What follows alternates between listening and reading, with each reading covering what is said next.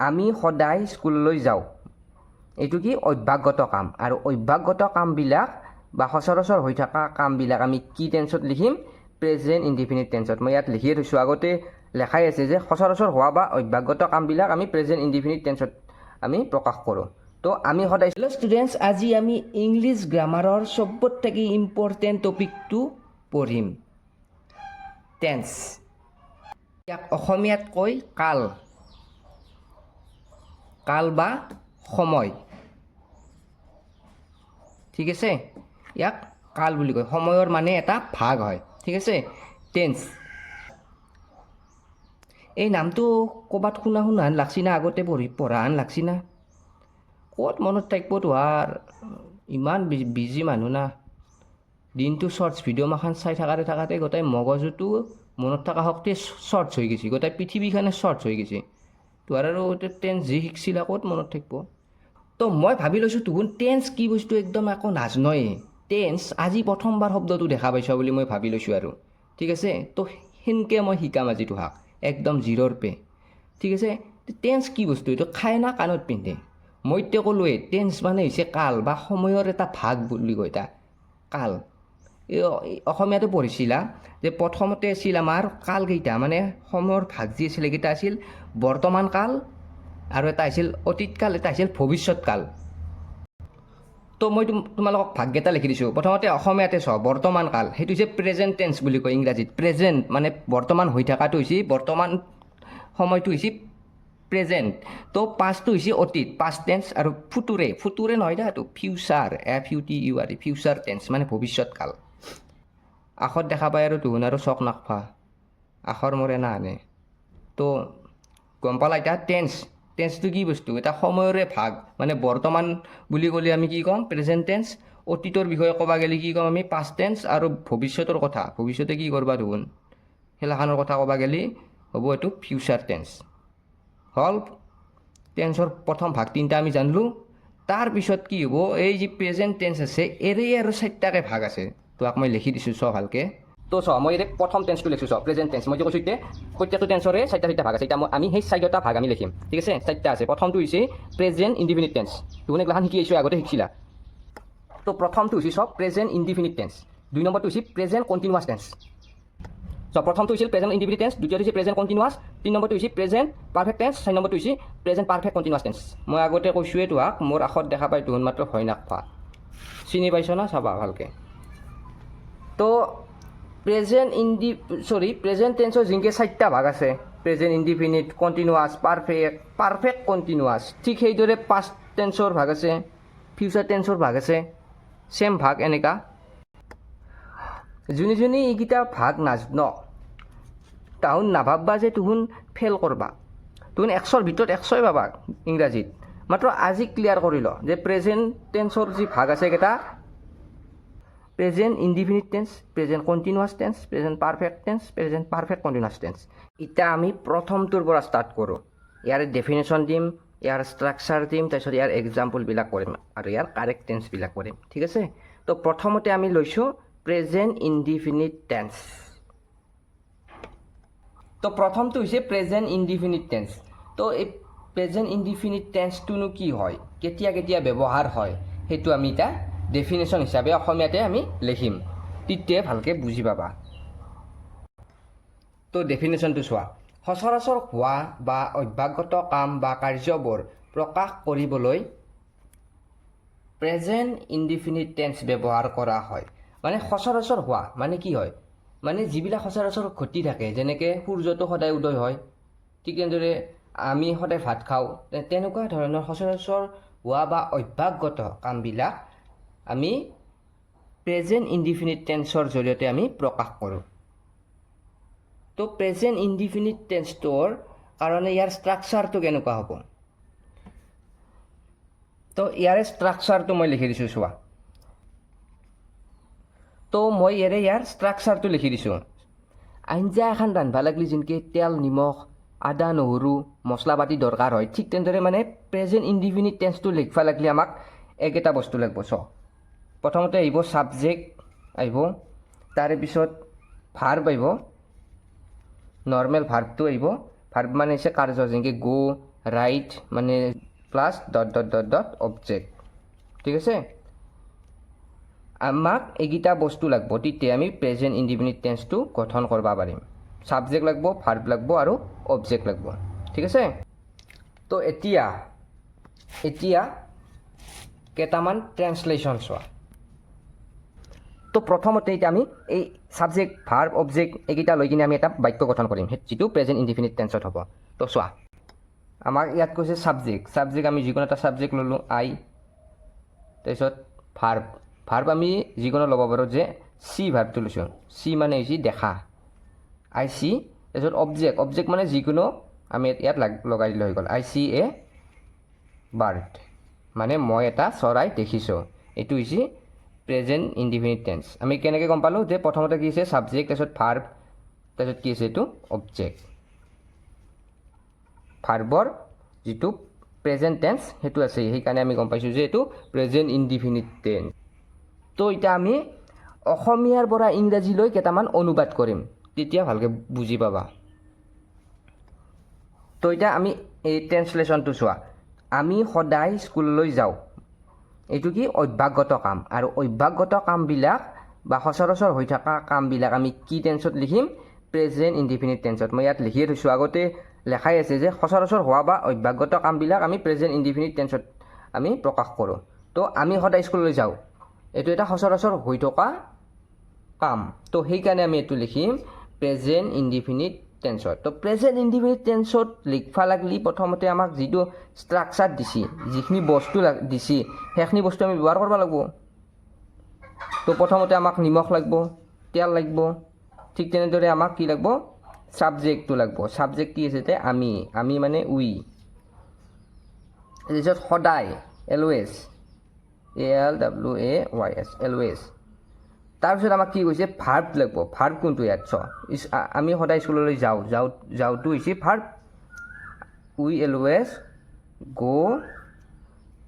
Two স্কুললৈ প্ৰথমটো হ'ল তো নেক্সটটো চোৱা তো নেক্সটটো চোৱা ইয়াতো প্ৰথমতে কি লাগিব আমাক চোৱা মোৰ আইতাই প্ৰত্যেক ৰাতিপুৱা ঈশ্বৰক প্ৰাৰ্থনা কৰে প্ৰত্যেক ৰাতিপুৱা প্ৰাৰ্থনা কৰেয়ে তাৰমানে এইটো কি হৈছে সচৰাচৰ ঘটিয়ে থাকে কামটো ঠিক আছে তো সেইকাৰণে এইটো আমি লিখিম প্ৰেজেণ্ট ইনডিফিনিট টেন্সত তো প্ৰেজেণ্ট ইনডিফিনিট টেন্সত লিখবা লাগিলে আমাক প্ৰথমতে লাগিব সাবজেক্ট আছে তো ইয়াত সাবজেক্ট আছে চ মোৰ আইতাই প্ৰত্যেক ৰাতিপুৱা ঈশ্বৰক প্ৰাৰ্থনা কৰে এইটো এটা হৈছে সচৰাচৰ ঘটি থকা কাম সদায় হৈ থাকে প্ৰত্যেক ৰাতিপুৱা তো সেইকাৰণে আমি লিখিব লাগিব এইটো প্ৰেজেণ্ট ইনডিফিনিট টেন্সত লিখবা লাগিলে ইয়াৰ ফৰ্মেশ্যনটো কি আছে সাবজেক্ট ল'লোঁ মোৰ আইতা এইটো হৈছে মাই গ্ৰেণ্ড মাদাৰ এইটো হৈছে সাবজেক্ট তাৰপিছত ভাৰ্ব লাগিব আমাক ভাৰ্বটো আছে ইয়াত প্ৰাৰ্থনা কৰে তো প্ৰেইজ গড ইয়াত আছে ঈশ্বৰক গড প্ৰত্যেক ৰাতিপুৱা এভৰি মৰ্ণিং এনাহানকৈ তুহুন আৰু মোক 5টা বনাই দিয়া মই অসমীয়াত দিম তুহুন ইংলিছত লিখি দিবা ঠিক আছে ট্ৰেন্সলেশ্যন কেইটামান দিম আমি এই ভিডিঅ'তে প্ৰেক্টিছ কৰিম তুহুন নহ'লেতো প্ৰেক্টিছ নকৰ এলাখান যে মই লিখি দিছোঁ এনে পঢ়িয়ে থাকব তুহুনটো নপঢ় সেইকাৰণে আমি ভিডিঅ'তে পঢ়িম ভিডিঅ'টোতে একদম মনত ৰাখি যাম যাতে একদম মৰাৰ আগা দিনা সুধিলেও যাতে মনত থাকে সেনাহানকৈ পঢ়িম তো এতিয়া তুহুন এই 5টাটো মোক এই 4টাটো প্ৰথমতে পঢ়ি দি তাৰে পিছত আৰু বেলেগ আমি দিম তো মই ইয়াত লিখি দিছোঁৱে এইকেইটা চব প্ৰেজেণ্ট ইনডিফিনিট টেন্সত হ'ব ঠিক আছে আৰু প্ৰেজেণ্ট ইনডিফিনিট টেন্সত বনাব লাগিলে কি কৰিব লাগিব সাবজেক্ট ভাৰ্ব অবজেক্ট আমি জোৰা লগাব লাগিব প্ৰথমতে এতিয়া কি হৈছে জয়ন্তই সদায় বাছেৰে অফিচলৈ যায় জয়ন্তই সদায় বাছেদি মানে অফিচলৈ যায় এইটো কি হয় এইটো সদায় ঘটি থকা সচৰাচৰ হৈ থকা এটা ঘটনা তো সেইটো আমি কিহত লিখিম প্ৰেজেণ্ট ইনডিফিনিট টেন্সত তো জয়ন্ত লেখলা JAYANT জয়ন্ত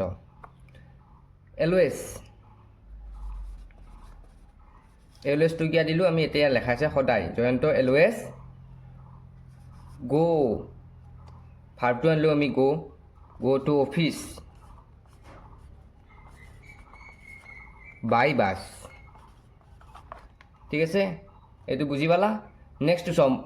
মই সচৰাচৰ 9 বজাত শু এইটো সচৰাচৰ মানে কি সচৰাচৰ ঘটি থকা ঘটনা, সেইকাৰণে আমি কি লিখিম প্ৰেজেণ্ট ইনডিফিনিট টেন্সত I usually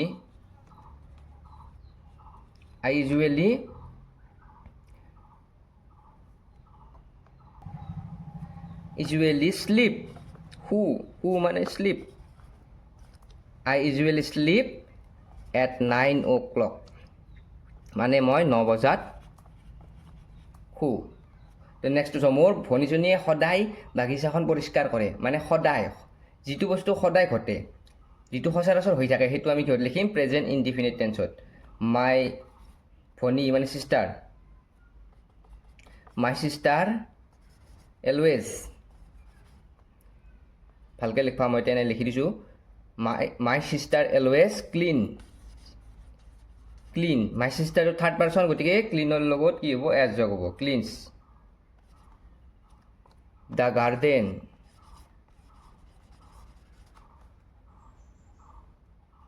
হৈ গ'ল, মাই চিষ্টাৰ এলৱেজ ক্লিনছ দ্য গাৰ্ডেন। নেক্সটটো চাওক, মই প্ৰত্যেক ৰাতিপুৱা ইংৰাজী পঢ়োঁ। প্ৰত্যেক ৰাতিপুৱা মানে কি মই প্ৰত্যেক ৰাতিপুৱা ইংৰাজী পঢ়োঁ মানে কি কৈছে, এইটো সদায় ঘটি থাকে, তো এইটো প্ৰেজেণ্ট ইনডিফিনিট টেন্সত হ'ব। I read English every day. মই এভৰি মৰ্ণিং, প্ৰত্যেক ৰাতিপুৱা বুলি আছে না, এভৰি মৰ্ণিং। ঠিক আছে, এইখিনি বুজি পালা? তো এইটো হ'ল প্ৰেজেণ্ট ইনডিফিনিট টেন্সৰ এইকেইটা হৈছে ট্ৰেন্সলেশ্যন। প্ৰেজেণ্ট আৰু কিছুমান মানে হেৰি আছে, ঘটনা আছে, যিবিলাক আমি প্ৰেজেণ্ট ইনডিফিনিট টেন্সত লিখোঁ, সেইবিলাক হৈছে চিৰসত্য ঘটনাবিলাক। ঠিক আছে, চিৰসত্য মানে যিটো সলনি নহয়। এইখিনি ভালকৈ তোন লিখি ল'বি দে বহীত, নহ'লে তোৰ মৃত্যু গম পাইছে না, নহ'লে কিতাপ এনে মোবাইলত চতে থাকি যাব, বহীত তুলি ল'লিহে মাথাত হুৰকিব, বহীত তুলি নললি মাথাত নুহুৰকে, কিন্তু এইখিনি একদম ভালকৈ তুলি ল'লি হ'ল। তোন চিন্তা কৰিব নালাগে, মই শিখৰ তাৰ পেয়ে আহিব পৰীক্ষাত, গম পাইছে না, মই শিখা গেলাখান ভালকৈ চালি হ'ল তাৰে ভিতৰৰ পৰা আহিব পৰীক্ষাত, আৰু 100 ভিতৰত 100 মাৰি দিব পাৰিবি ইংৰাজীত। এনে একো নাই, সঁচাই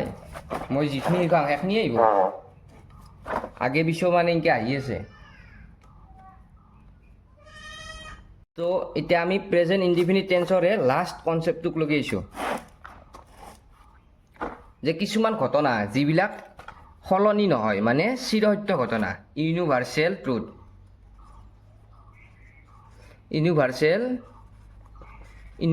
ট্ৰুথ, যিবিলাক সলনি নহয় আৰু যিবিলাক অভ্যাসগত কাম, সেইবিলাক আমি কি লিখিম প্ৰেজেণ্ট ইনডিফিনিট টেন্সত লিখিম। যেনে এটা উদাহৰণ দিছোঁ, চ গাখীৰ বগা, গাখীৰ বগাটো বগাই, গাখীৰটো ক'লা হ'ব পাৰে নেকি, এইটো এটা ইউনিভাৰ্চেল ট্ৰুথ। তো এইটো এনেকুৱা ধৰণৰ ইউনিভাৰ্চেল ট্ৰুথবিলাক আমি বা চিৰসত্য ঘটনাবিলাক আমি প্ৰেজেণ্ট ইনডিফিনিট টেন্সত লিখিম। তো প্ৰথমতে আহিব গাখীৰ, মিল্ক ইজ হোৱাইট, এইটো হৈছে চিৰসত্য ঘটনা। ঠিক তেনেদৰে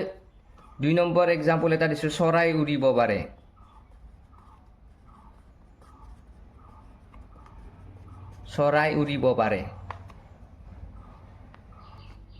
তো বাৰ্ডছ কেন ফ্লাই, সূৰ্য পূব পিনে উদয় হয় আৰু পশ্চিম পিনে মাৰ যায়। এইটো ইউনিভাৰ্চেল ট্ৰুথ, এইটো সদায় পূব পিনে সূৰ্য উদয় হয় না, তোহাৰ ফালে সূৰ্য পশ্চিম দিশে উদয় হয়। আৰু তো সেইকাৰণে এইটো আমি কিহত লিখিম প্ৰেজেণ্ট ইনডিফিনিট টেন্সত লিখিম। তাৰ কাৰণে আমাক কি মছলা লাগিব, subject plus verb plus object. তো ছাবজেক্ট আছে সূৰ্য, ছান, তো সূৰ্যটো ডাঙৰ বস্তু না, এটাই বস্তু, সেইকাৰণে দ্য ছান লাগে দিম আমি, আগত ডি এটা লাগে দিম, তেতিয়া ভাল হ'ব। দ্য ছান ৰাইজেছ মানে উদয় হোৱা, মানে ৰাইজেছ ইন দ্য ইষ্ট,